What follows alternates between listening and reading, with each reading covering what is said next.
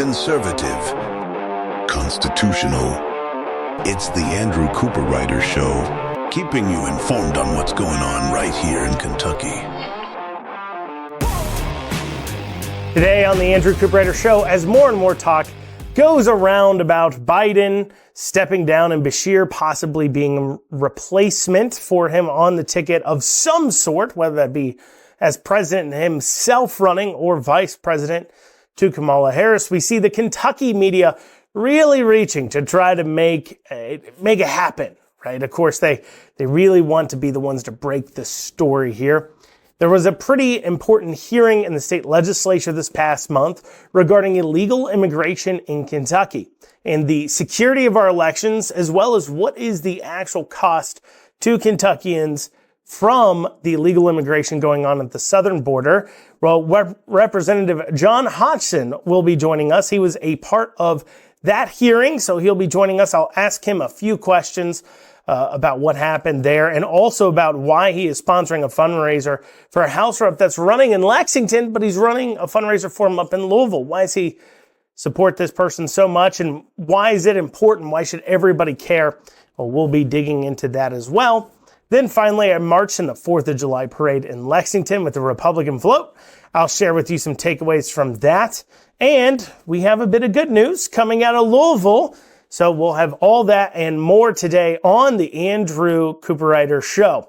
But before I dig down into it, please make sure you like, comment, share, and subscribe if you're watching or listening on Facebook, YouTube, X, Rumble, all those places. If you're watching this on WBNA 21 or listening to this on 970 The Answer, I do want to invite you to, if you like the show, you like what you're hearing, check out the Andrew Cooperrider Show podcast. Comes out every day, Monday through Friday. Covers exactly the same kind of content you're going to hear today. Kentucky-specific news, Kentucky-specific commentary, the kind of thing you can't get anywhere else daily. It's definitely the kind of show you want to throw into your daily rotation if you do any of the podcast listening things. So if you want to check that out, head on over to theandrewshow.com.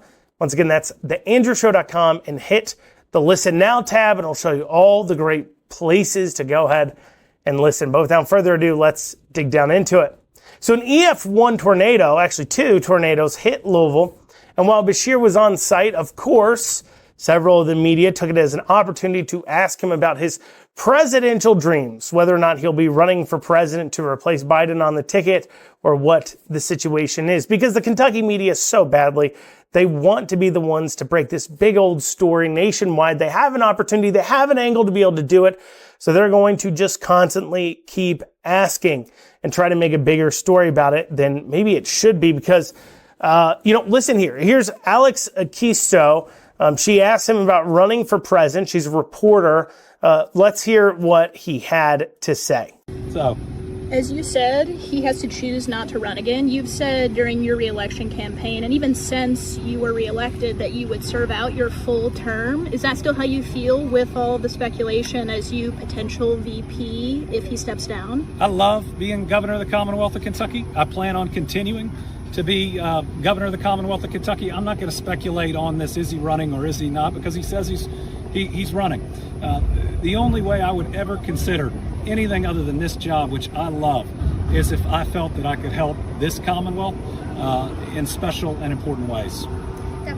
So Beshear did have a big meeting with Biden, as well as some of the other Democrat governors. I think all the Democrat governors across the country were a part of it, and they're all kind of singing the same tune. And of course, there's a good reason why, because if you're Biden, you want to stay in. But if you're Beshear, if you're Gavin Newsom, if you're Roy Cooper out of North Carolina, you want Biden to stay in as well. Because if Biden does not stay in, well, now you have to deal with an entire party apparatus. Who's the party going to pick to go ahead and move forward? And you won't get a chance to actually win that by convincing the voters. And a lot of times the voters themselves will make a different decision than the party apparatus. If the party apparatus wants Kamala Harris, and you know they do, well, you may not be super for Biden stepping out at this point, because you know that Kamala Harris does not do very well in primaries, and you might have a better chance to beat her.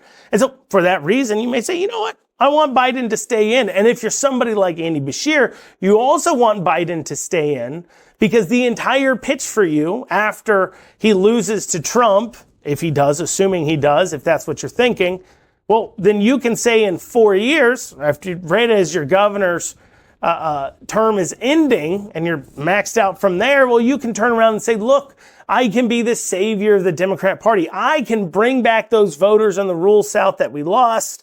I can be that person. If we run another far left individual, well, they won't be able to return the Democrat Party into power. I can do that for you. And as evidence that all of them are perfectly fine with Biden staying in, we did have kind of them all singing the same tune right after the meeting. This from Governor Gretchen Whitmer after the meeting. She said, "At Joe Biden is our nominee. He's in it to win it, and I support him." This one here from Gavin Newsom. "I heard these words from the president tonight. He's all in, and so am I. Joe Biden's had our back. Now it's time to have his." This is from Roy Cooper. He's the governor of North Carolina. He said, "We had a good meeting with the president talking about what's needed to win. Donald Trump is an existential threat to our democracy, and everyone in the room agreed that defeating him is imperative. President Biden told us he is definitely running for re-election. He is our nominee, and we will continue doing everything we can to deliver North Carolina for him." And so they're all singing this same tune.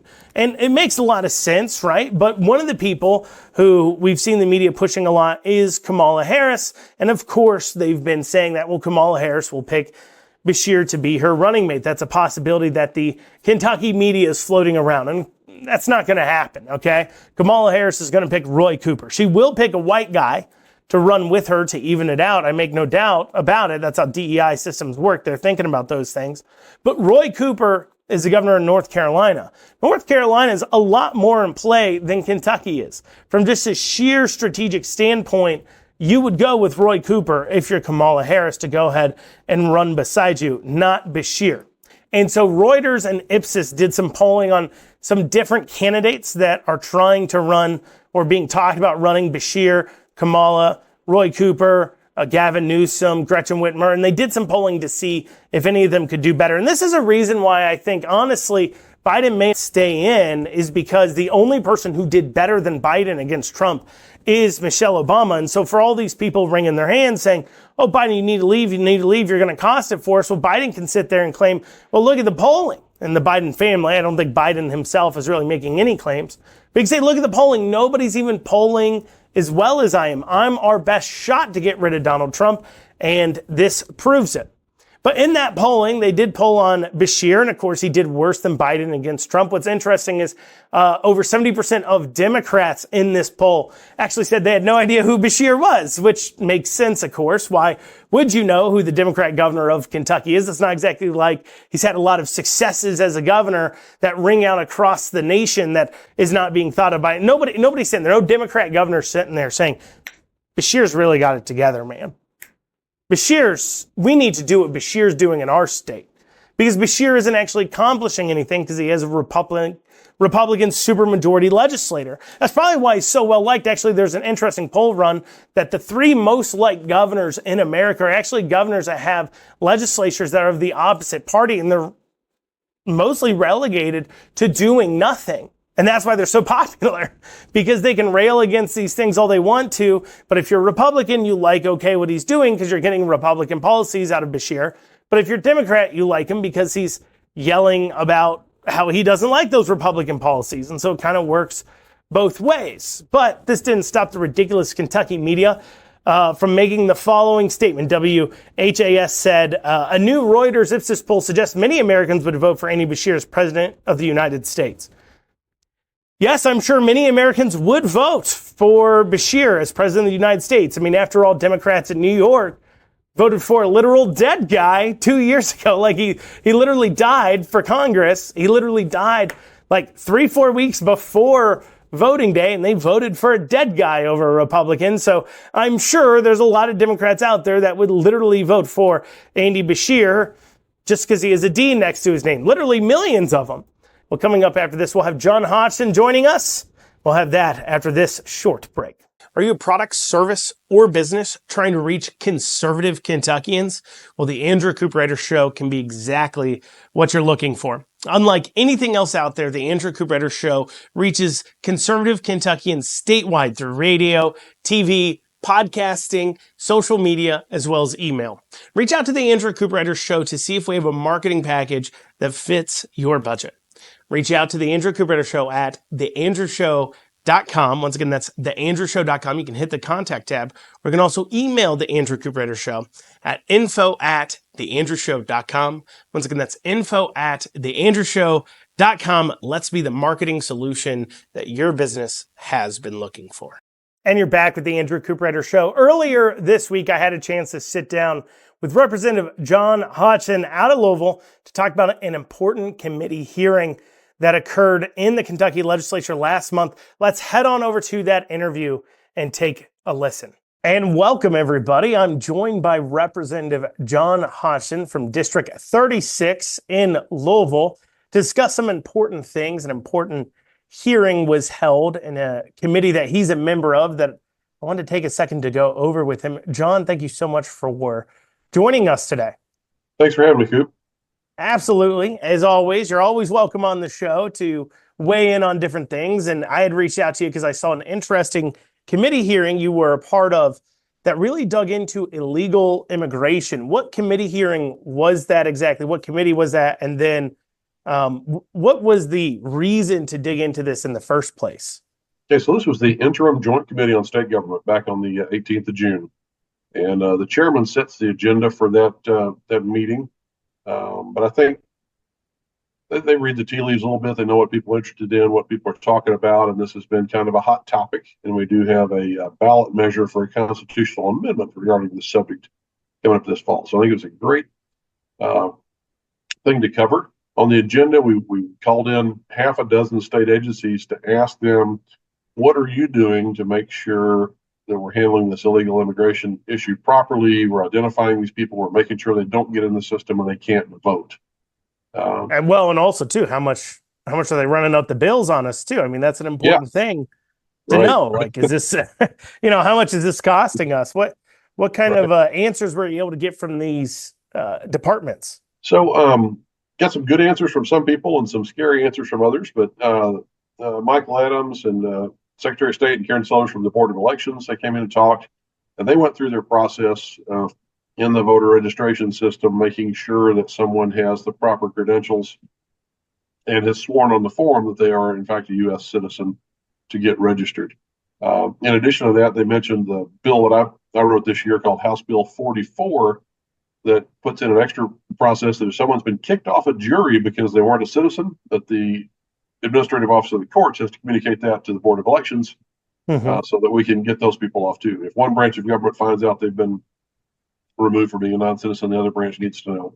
And believe it or not, the branches tend to not cooperate like that unless you make them. Oh, I 100% believe it. I mean, one of the big issues that I say we always need to deal with is, the Secretary of State's office is in charge of keeping track of your business records. You have to file your annual report of who owns your businesses and everything else, but they don't communicate with the Kentucky Business One Stop, where you file all your other tax paperwork and all the other paperwork you need to. But that website does have a portion that says whether or not you're in good standing with the Secretary of State's office, and that will say you're in good standing, and then you log in and it says you're not in good standing. When you look at your business listing with the state, they don't talk to each other. So I'm not surprised at all to hear that there's not a lot of communication going on between Secretary of State and everywhere else. Well, I think sometimes it's, let's say technical incompetence. The IT systems just aren't cooperating very well. And sometimes I think it's willful ignoring of an issue because, the incumbents in a particular office or a branch of government may not share the goal of not having illegal immigrants vote. So, or they somehow consider that disenfranchising people. And there were people who voted against it, for that. Yeah. Voted against the bill for that reason. Well, there's people, we've seen people voting against things like Amendment 1 this year, an amendment to guarantee that people who are not U.S. citizens can't vote in Kentucky elections. While we're on this subject of illegal immigrants and voting in elections, just real quick, that amendment, some people have argued it's not useful. We don't need to worry about this. What exactly is that amendment addressing, Amendment 1, And how does that have ramifications for the rest of kind of how we've been operating when it comes to voting? So it really is almost a belt and suspenders approach. Uh, there are laws and things that kind of suggest in the Constitution you can't vote if you're an immigrant. For instance, the text of the Constitution, like Section 145, says that any U.S. citizen that's 18 years old can register. Blah blah blah. Sort of implies that you can vote. But as we've seen in the courts, people tend to take liberties with the language when it's not extra clear. So we just added a sentence in there, and this also came through my committee. I serve on the elections committee. That no one who is not a citizen of the United States shall be able to vote in any election in Kentucky. Just make it crystal clear. You got to spell it out for the courts, or they will find something fuzzy in there. There are other jurisdictions in America where they've said, okay, well, they can't vote in federal elections, but we'll let them vote in the school board election or for the city council or things like that. We're going to say they can't vote in any election in Kentucky. And I think that's an important distinction. Well, I think it also, if it's very forward thinking as this issue becomes more drastic and, Republicans, you hope they're always stay in power, and specifically good Republicans always stay in power. But, history tells us that eventually one day, probably Republicans won't be in power. But if we have something like a constitutional amendment in place, that certainly can fight some of those proclivities. It's a little bit higher bar to change it, because all you've got to do is flip majorities in two houses and you can change a law. But if you're going to change a constitutional amendment, you got to get it through both houses and pass the voters. So I think it'll pass easily. I think people will see that it's easy to read, easy to understand. If you're not a citizen, you can't vote in Kentucky in the end. I think that will be a good one to have on the ballot this fall. I think the vast majority of Kentuckians feel that way. Now, you'd mentioned, though, you got some scary answers when you'd asked about some of the illegal immigration questions. Can you share with us what some of those scary answers were? What some things that stuck out to you was?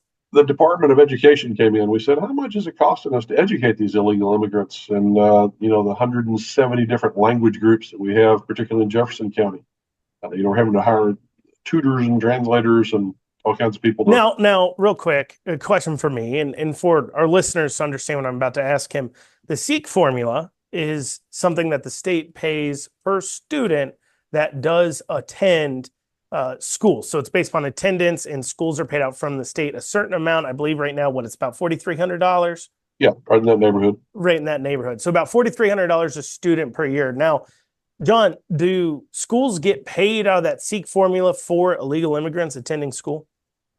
Anybody that's on the roster, if they are logged in as attending, and I'll give a more complete answer here. The guy from the Department of Education basically came in and said, we know we have this many different language groups here, and we have to teach them. We're not allowed to inquire about their citizenship status or report it to you.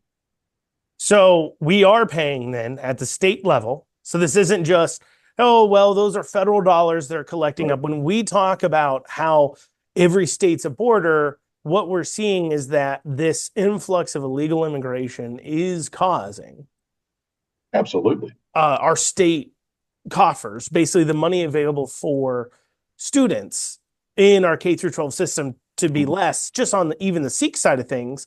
But also, you'd mentioned all the translators in different languages. I guess that was something they mentioned. Did they go into any costs on what that is?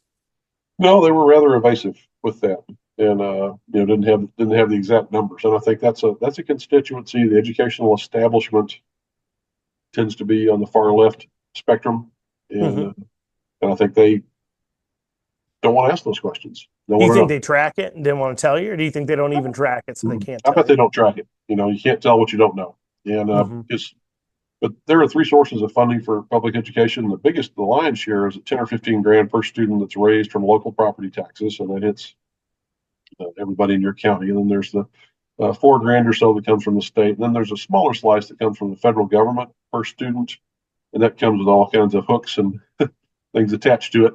You do these certain things, advocate these policies, and you can have extra money. But the lion's share is local property taxes. So even without that SEEK formula, Jefferson County is paying out the wazoo for illegal immigrants that speak foreign languages being educated in our JCPS Well, schools. even without the state dollars, take Jefferson County, what is the cost per student? 24,000. It's higher than the private schools here. You know, we have in this one county have a $2 billion budget for the school system. It's unbelievable. Well, and I mean, you start to wonder at, $23,000 a student. I mean, you could literally, if you just provided that money to parents, they could literally hire a teacher, pay them $100,000 a year. Oh yeah, have a 1-to-4 teacher ratio, and our educational outcomes would probably be amazing. Exactly right. Exactly right. So that brings up the other point, that the other amendment on the ballot this fall is the school choice amendment. Mm-hmm. And that's an enabling amendment that just says we want to allow the legislature to write laws that would let public dollars flow to non-public schools. Mm-hmm. And everybody says, well, what's that look like? What's the formula? What's the law? Well, there's no law. This is just the hurdle you've got to clear to even write a law, to even debate a law next year.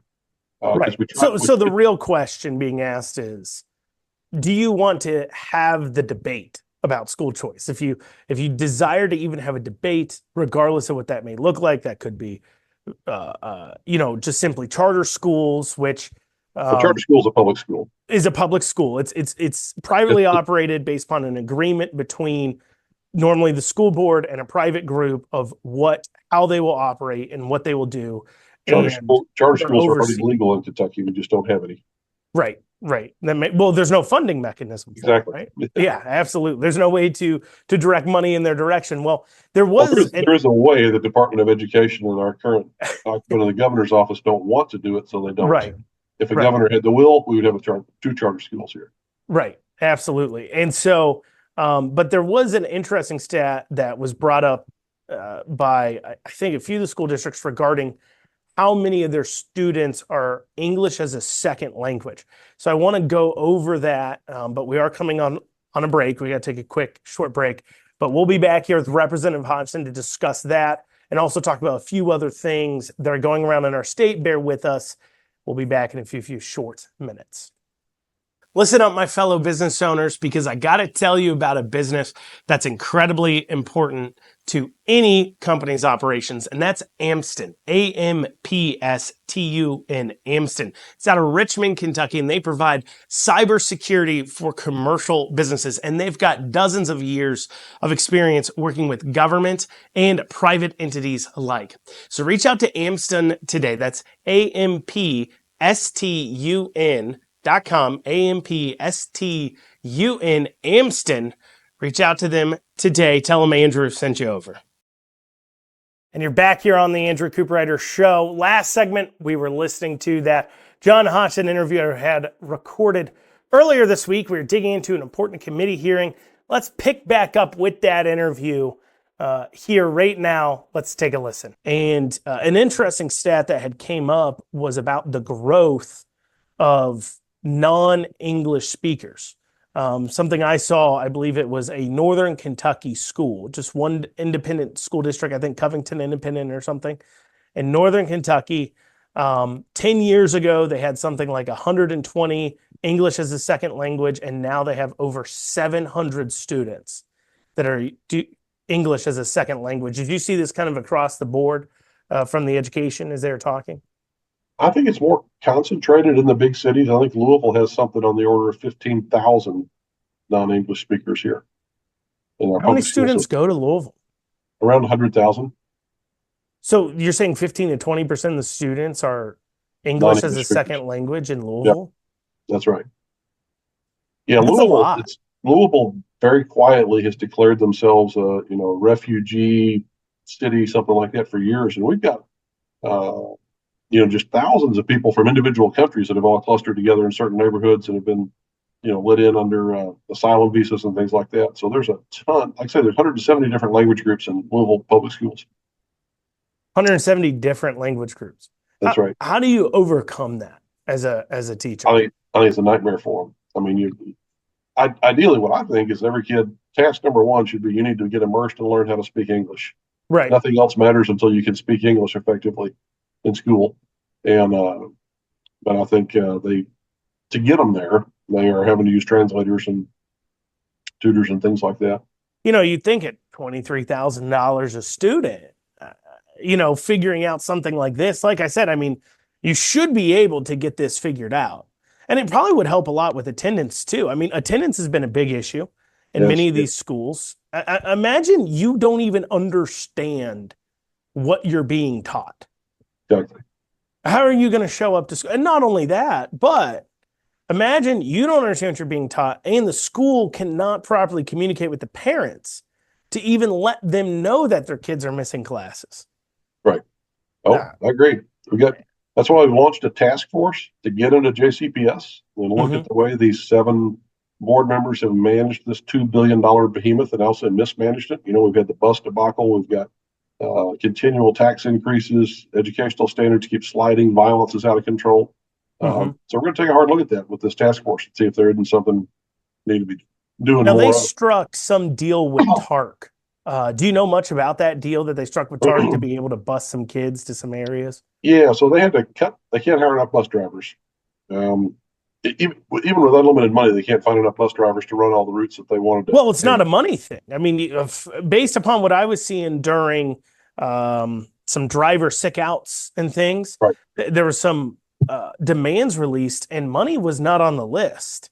Yeah, they're making a ton of money. Some drivers are making 6 figures. It's not about money. It's about respect for the administration and not getting cussed and attacked by the students. And just the ridiculousness that we have students that are 2 people on a bus driving all the way across town. It's an unsustainable system, and they're stopping that next year.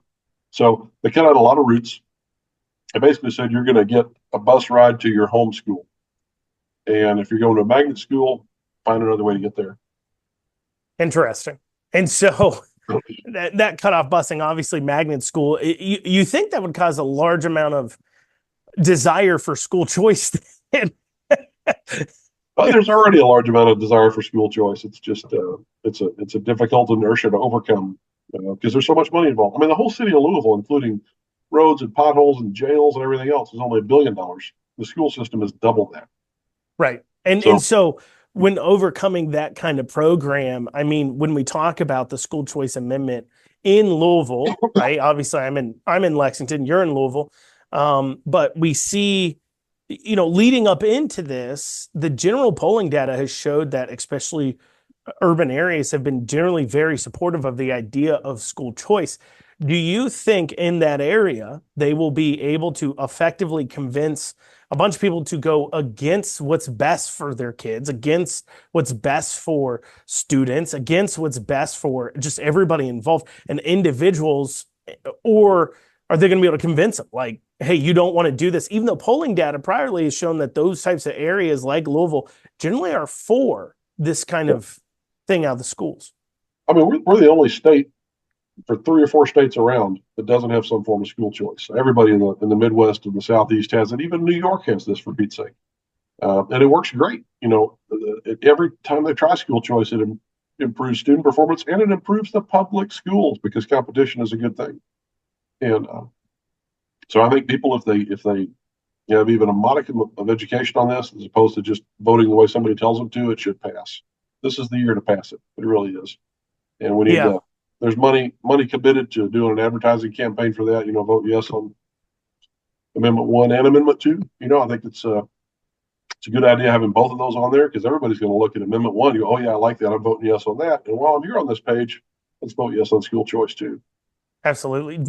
Are you concerned at all that maybe there's some people who voted yes for the school choice amendment out of the legislature that kind of sort of doesn't want it to pass, actually?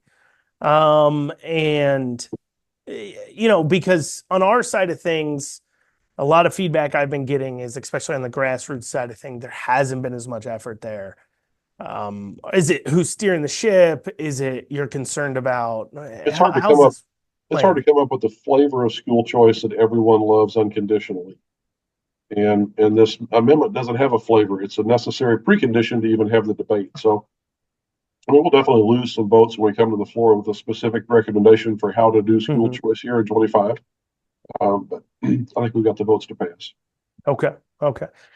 So you're having a fundraiser actually in Louisville for Thomas Jefferson. He's running in the 45th House District. Best name for a candidate ever. Yeah, I mean, that's a hard one to overcome. That's a hard one to overcome. There was only, and what's funny is he didn't change his name. He's like Thomas Jefferson the Fourth or something. Yeah. He's actually apparently related to Thomas Jefferson too as well. Not like the guy who runs against Thomas Massey all the time, whose name is George Washington. Well, I won't say his middle name, but that was a legal name change apparently that he did, which is fascinating to say the least. But you're in Louisville. This is a race out of Lexington. Why should people care about a race that's going on in Lexington in Louisville where you're having this fundraiser at? Liberty is a team sport. Thomas Jefferson came in, beat the guy in the primary that was one of the most liberal members of the Republican caucus. I think Thomas Jefferson will come in and be one of the most conservative members of the caucus. And a change like that has a substantial shift. There are people who would probably not shed a tear if he lost the general election. Okay, they spent $500,000 trying to retain the incumbent, but I think he'd be a great addition for us. We got an 80-member Republican majority. We do not have 80 rock-solid conservatives. That number is something less, and I think Thomas would certainly weigh in on the conservative side of the roster. So July 11th at Roosters on Shelbyville Road, I'm going to have a quick fundraiser. What time? At 5:30. 5:30, yeah, July 11th, Roosters off Shelbyville Road. Big day.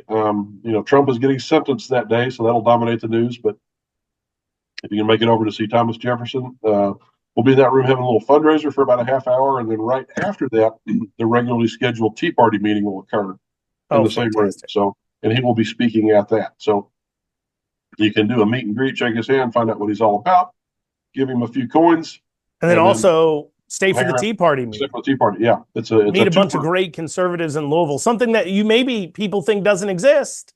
It exists. We pack the room out every month. Oh yeah, I've been there. It's a fantastic group of people. Fantastic group of people. So July 11th, 5:30, Roosters on Shelbyville Road. Got to meet Thomas Jefferson.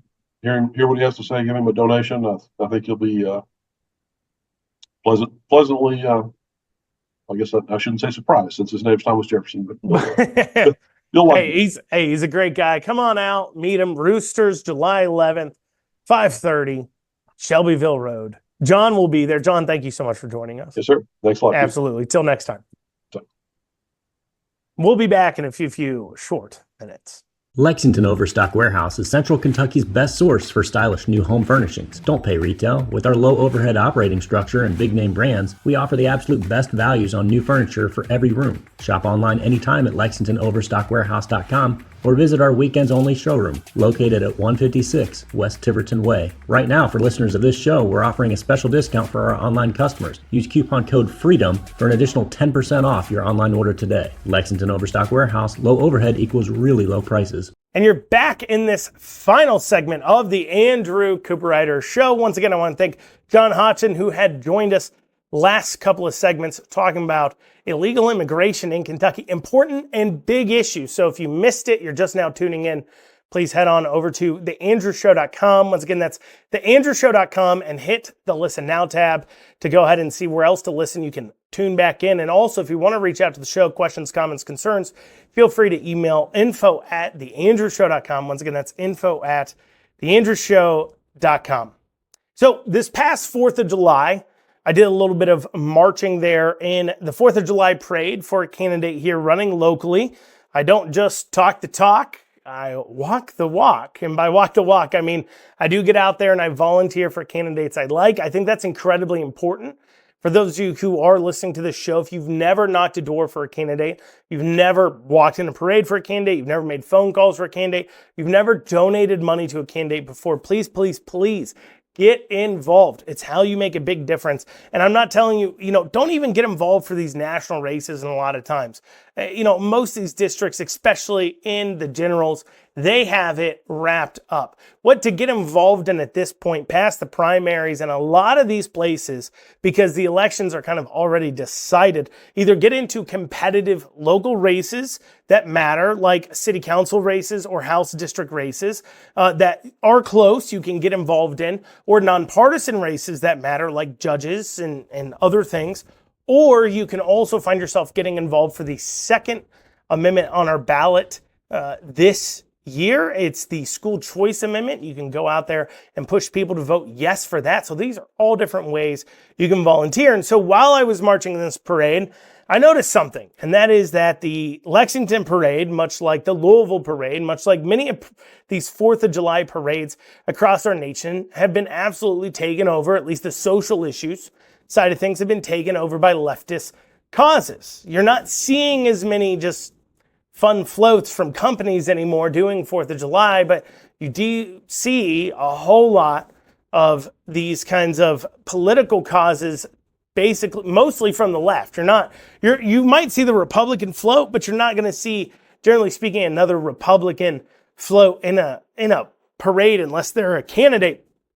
I mean, for an example, at the Lexington 4th of July parade, you had the unions float holding up signs that say CEOs suck, which is a fascinating concept. CEOs suck when it comes to the fact that, if you don't have competent and good CEOs running a company, and making sure that they're taking care to make a profit, well, then a business won't survive.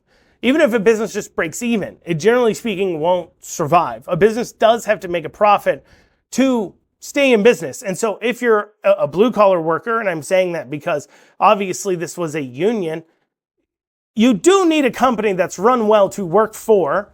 Now, granted, you can absolutely fight for better pay and things as you just believe you're delivering more value. That's an option.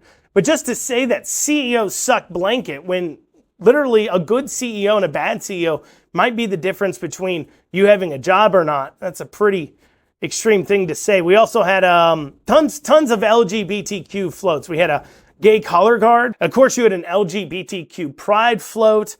You had a Democrat float, of course. You had some Democrat candidate floats as well. You also had a Moms Demand Action float, which is fascinating to me because obviously Moms Demand Action, they say they want common sense gun reform, but many a times their common sense gun reform involve things like unconstitutional gun seizures and, of course, banning AR-15s. They call them assault rifles. They don't know AR stands for Armalite. And, and if you tell them, of course, that, well, you're for gun confiscation, they'll try to gaslight you and say, no, we're not. But how are you going to get the AR-15s you don't want on the street off the street if you're not confiscating them from law-abiding citizens? I mean, they'll happily admit to you that the number one way that these guns end up on the streets is because of break-ins and thefts and people stealing them out of cars and, of course, out of your homes too as well. And so, well, if we don't want them to fall into the wrong hands, well, we better make sure that we confiscate them from honest and law-abiding citizens just like yourself. But the reason why it's funny that they're even in the 4th of July parade is because, for those of you who are unaware, the entire Independence Day, the 4th of July, is celebrating, of course, America and its revolution against the British. And what really kicked that revolution off, what started the first shots of the revolution, is when British troops came in trying to confiscate guns from some of the colonists.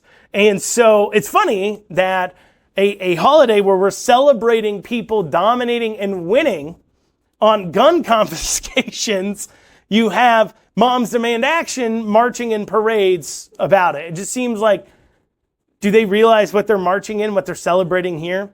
But there was only, though, that one Republican Party float. You didn't have all these conservative causes with floats. You didn't have a bunch of people marching in them for conservative causes. You really didn't even necessarily have too much organization per se as far as what causes to support.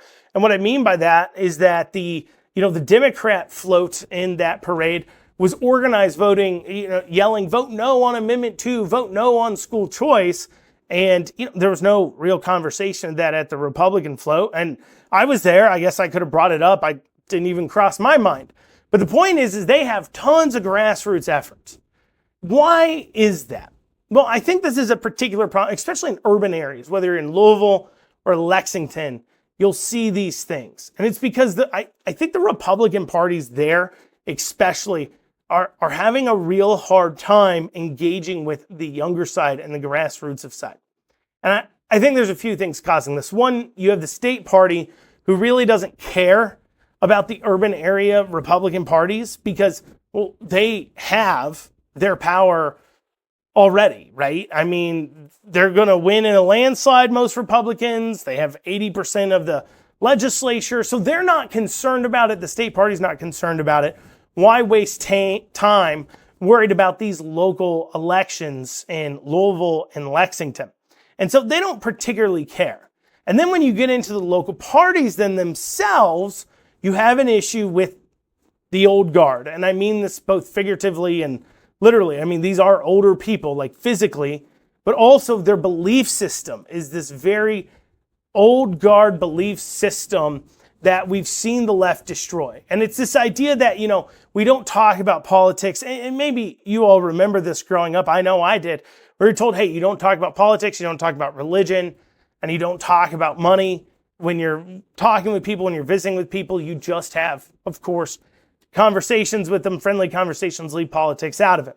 But the left really eroded that by bringing politics into every single everyday conversations. And I brought this up in a show I did, I think last week, or week before I did a show where I really kind of dug into that concept there. So I don't want to repeat myself, but they still have that belief. And then on top of that, the politicians that they're following, there's a lot of clout chasing going on. And what you see amongst younger people is that there's not as much clout chasing. They don't feel as much a specialness about being around a said congressman or being around this elected person.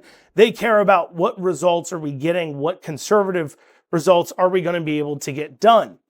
And I think that when we have these local parties and we have these old guards, they're not able to recognize the different levels of the battlefield we may be on.